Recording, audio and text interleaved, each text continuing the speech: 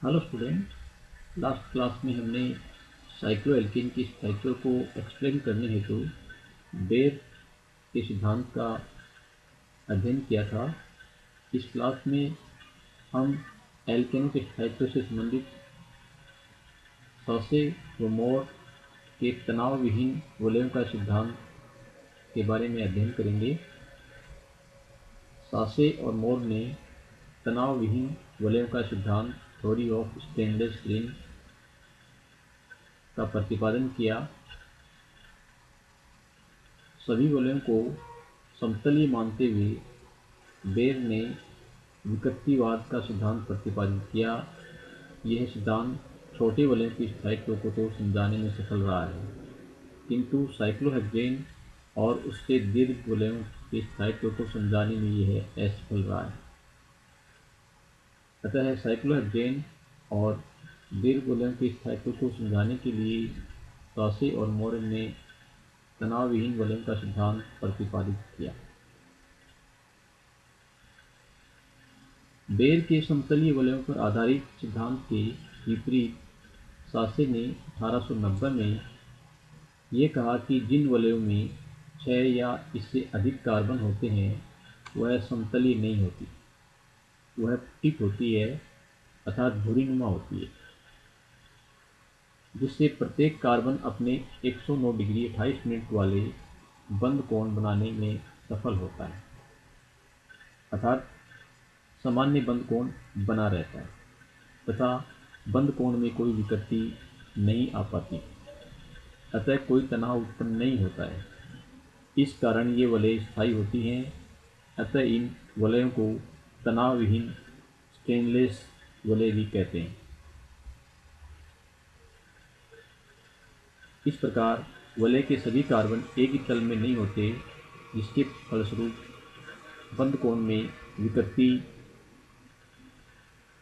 की अनुपस्थिति से वलय में तनाव नहीं होता है और वह स्थायी होती है।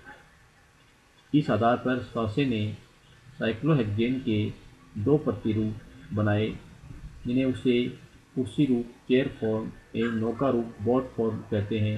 इनकी ज्यामिति इस प्रकार होती है। ये चेयर फॉर्म कुर्सी रूप चेयर फॉर्म और ये बोट फॉर्म नौका रूप। सासे के सुझाव को प्रारंभ में अधिक मान्यता नहीं मिली, क्योंकि इसके अनुसार साइक्लोहेक्सेन के दो रूप होते हैं, जबकि उस समय केवल एक ही रूप में साइक्लोहेक्सेन ज्ञात था। कुछ समय पश्चात सन 1921 में मोर ने सासे के सिद्धांत को रिवाइव किया, उसका विस्तार किया और उन्होंने सुझाया कि साइक्लोहेक्सेन के दोनों रूप का एक दूसरे में इंटरकन्वर्जन होता है। इस रूपांतरण के लिए एकल बंध में घूर्णन होता है तथा दो रूपों के रूपांतरण को प्रायोगिक परीक्षणों में भौतिक एवं ऊष्मागतिकी मापों द्वारा भी सिद्ध किया जा चुका है। अतः सासे के सुझाव को मान्यता नहीं मिली, क्योंकि साइक्लोहेक्सेन का केवल एक ही रूप ज्ञात था। मोर ने बताया कि साइक्लोहेक्सेन के दो रूप नौका रूप और कुर्सी अस्तित्व में है और दोनों के मध्य ऊर्जा का अंतर बहुत कम, लगभग 6 से 7 किलो कैलोरी प्रति मोल होता है, जिसके कारण से ये दोनों रूप एक दूसरे में तेजी से परिवर्तित होते रहते हैं और रूम टेम्परेचर पर इनको पृथक करना भी कठिन होता है। अतः तनाव विहीन सिद्धांत को सासे और मोर का सिद्धांत भी कहते हैं, जिसके आधार पर बड़े वलयों के स्थायित्व को समझाया जा सकता है। नेक्स्ट, साइक्लोहेक्सेन के संरूपण कॉन्फर्मेशन ऑफ साइक्लोहेक्सेन। सामान्यतया पाए जाने वाले चक्रीय यौगिकों में साइक्लोहेक्सेन वलय पाए जाते हैं।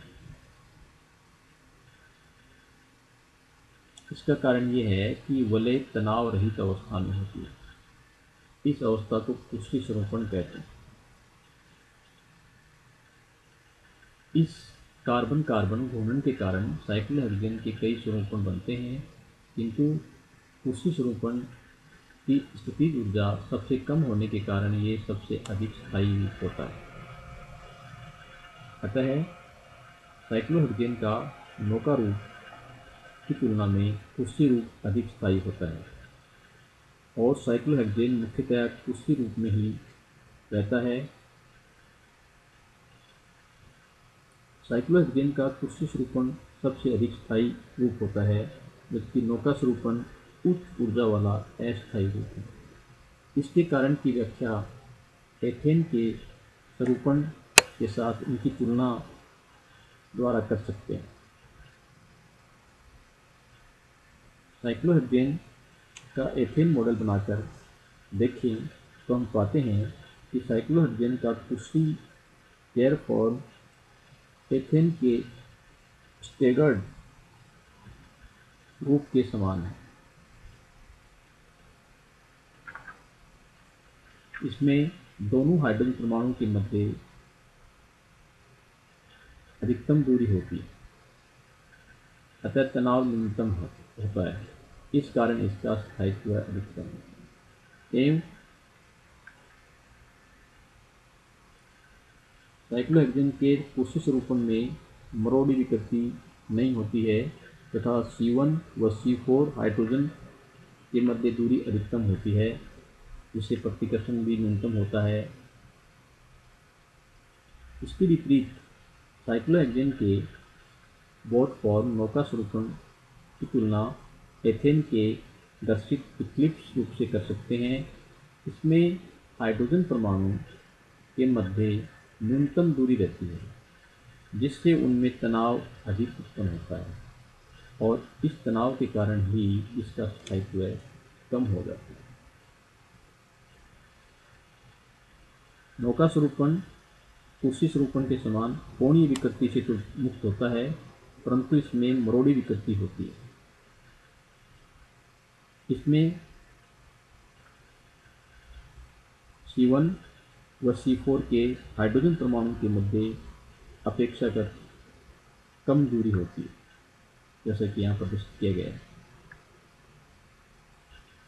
जिसके फलस्वरूप C1 और C4 के हाइड्रोजन परमाणु के मध्य प्रतिकर्षण होता है, जिसे प्लेट पोल इंटरेक्शन कहते हैं। अतः नौका स्वरूपण की ऊर्जा कुर्सी स्वरूपण की तुलना में अधिक हो जाती है और नौका स्वरूपण को थोड़ी ऊर्जा देने पर यह मरोड़ी विकृति से मुक्त होकर नए स्वरूपण, जिसे व्यावर्तिस्टेड बोट कन्फर्मेशन में परिवर्तित हो जाता है, जिसकी ऊर्जा नौका स्वरूपण की तुलना में कम तथा स्थायित्व अधिक होता है। साइक्लोहेक्सेन के कुर्सी नौका एवं व्यावर्त नौका स्वरूपों में ऊर्जा अंतर बहुत कम होता है। ये सामान्य ताप पर एक दूसरे में तेजी से अंतर परिवर्तित होते रहते हैं। साइक्लोहेक्सेन में 12 हाइड्रोजन परमाणु होते हैं, जिसमें 6 हाइड्रोजन एक्सीय, 3 ऊपर और 3 नीचे स्थित होते हैं, जबकि शेष 6 हाइड्रोजन परमाणु जो होते हैं वो भूमध्य रेखीय होते हैं। नौका स्वरूपण में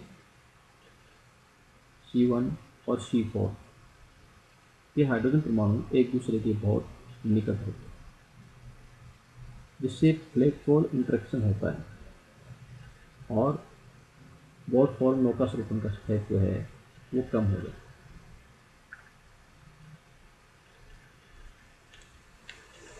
बोर ने इस सिद्धांत को डेकालिन पर भी लागू किया और डेकालिन के स्थायित्व के बारे में उन्होंने बताया।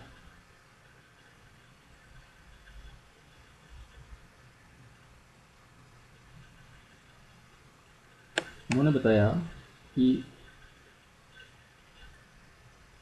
2 प्रकार की डेकालिन सिस और ट्रांस को प्राप्त कर सकते हैं।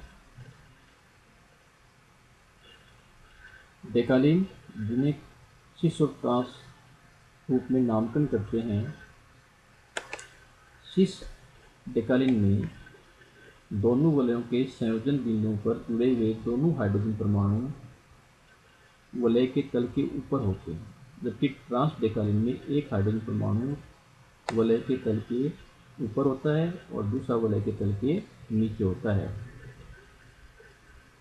जब हाइड्रोजन परमाणु सिस डेकालिन में दोनों को सॉलिड रेखा के द्वारा, ठोस रेखा के द्वारा प्रदर्शित करते हैं, और ट्रांस में नीचे वाले हाइड्रोजन परमाणु को डॉटेड लाइन के द्वारा प्रदर्शित करते हैं।